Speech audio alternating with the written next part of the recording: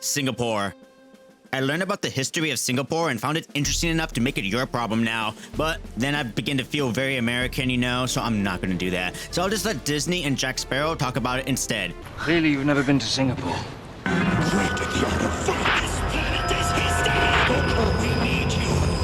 Who's ready for story time with Meerkat?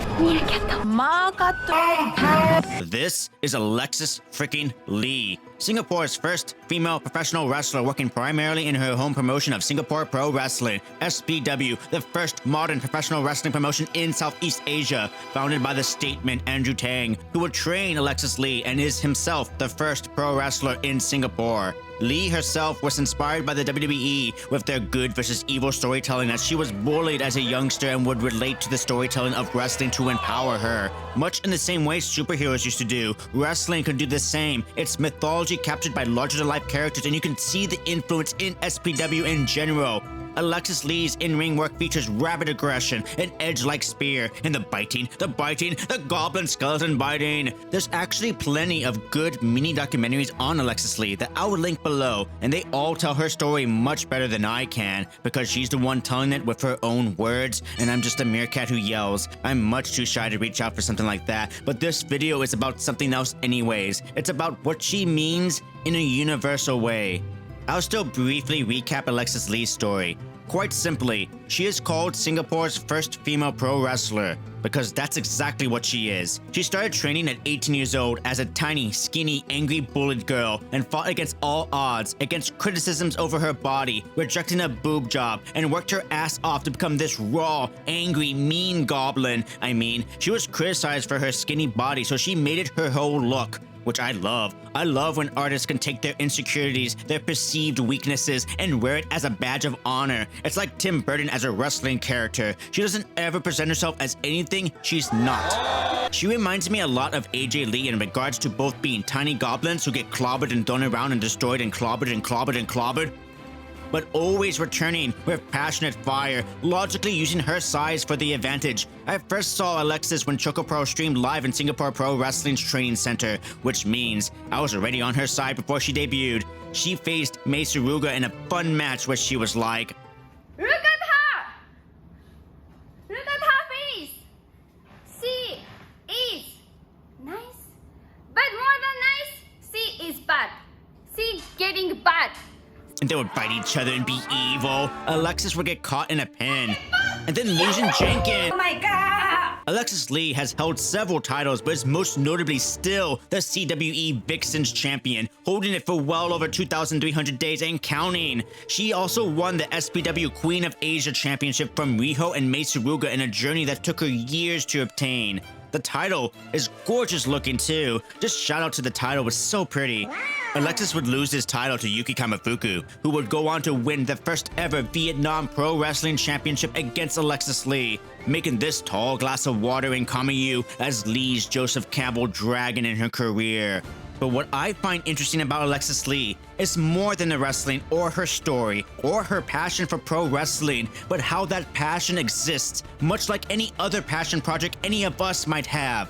This channel or my film scripts is mine. You might have that book, that painting, that art, that drawing, anything, etc., you know? Alexis Lee has wrestling as her art form. I mention this commonality because Singapore's pro wrestling scene is still fresh and completely funded by their passion for it. It's a reminder that the wrestlers we love are fortunate to wrestle in promotions like TGPW and Stardom, or any company that has a media corporation as their base to back them up and pay their wrestlers a livable wage. Here's something to think about. Alexis Lee has been wrestling for well over a decade, has tons of experience in regards to training others, has wrestled some truly amazing names, won titles, including one for 2,300 days and counting. But Sayaka Kurara, in one single year in Stardom, has wrestled more matches than Alexis Lee's entire career. This is not a comment on Alexis Lee's skill, but rather how opportunity works in the world in regards to the uncontrollable variable of where you were born. Alexis Lee is a professional wrestler, but that is not her day job. She has a normal job like we do and works to survive in this world like we do while making very little doing her art like we do.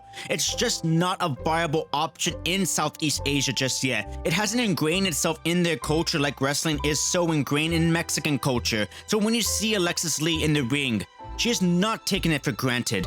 Every match is special. This isn't a privilege talk either, as the Stardom women work their tail off. I just feel it's something to think about in regards to how we look at this art form around the world, and then maybe extend this bit of thinking into some empathy for others around the globe. And maybe even yourself, when you feel that life is just too much and find that you have decreasing limited amount of time to commit to your passion projects. It's a universal feeling, the need to survive in this capitalist world versus feeling that lit fuse on the bomb of ontological creative needs.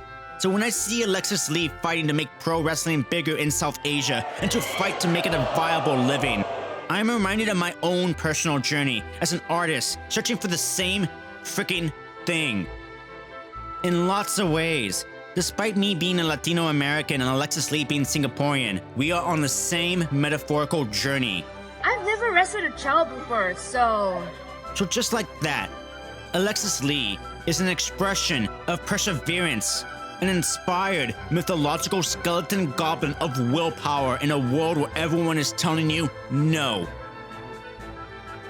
This is why I respect Alexis Lee, frankly. Her path is long and arduous and raw and done for the love of the game. It's grassroots and DIY, and she has since found her way to face legends like Emi Sakura multiple times, Riho multiple times. She's faced Makoto and Champ. She's defeated Indy Hartwell in a surprise victory. She's defeated Sakia Kai in a bigger surprise. She's faced Mei Suruga, and there was fighting, and then she landed in Tokyo Joshi Pro Wrestling for a duo of shows where she would attempt to eat Sayori Namba, faced Kamiyu in a loss, and then teaming with a cassowary, Kaya Torabami, where she scored a victory over Himurari and tried to eat Namba again. Oh, leave Namba alone. Oh, there she is. There she is now. I had a lot more I was going to say in this video, but honestly, Alexis freaking Lee speaks for herself in the ring, and her passion is quite inspiring. But ultimately, her story, her life, and her drive are ubiquitous qualities. As usual, wrestling is universal.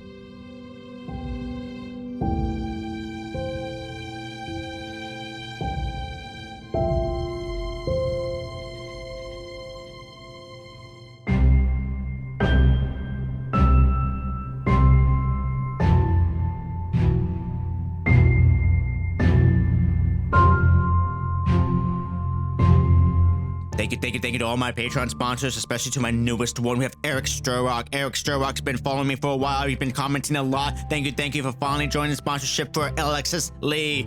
And thank you to Jeff for throwing the suggestion of Alexis Lee into the suggestion box. For anyone who joins my Patreon, even if you join as a free supporter, even for $1, you can throw a name into the suggestion box, and maybe I do one of those videos. We have GF, the Up Channel Tees, Renee Valdez, Acer Trace, Max, Justin Stein, Matthew Petrusca, No Jeff Boo, Terrence Anwar, Kevin MK, Ray Conchigay, Juggernaut Graphics. We have Aaron Carrots, I Want Victims, GLA, Julius, Sunglasses, Chihuahua, Paul Don, Pickle, Simon Scott, Racer, Covertory, _D, Lil Choo Choo, Tony Davis, Doggo Snake, Aldo, Luciano, Ruedo, Mindfully, Ace, Raw, Cuz, 99, Geek, and Noah's Dad, and thank you again, Eric Sturrock.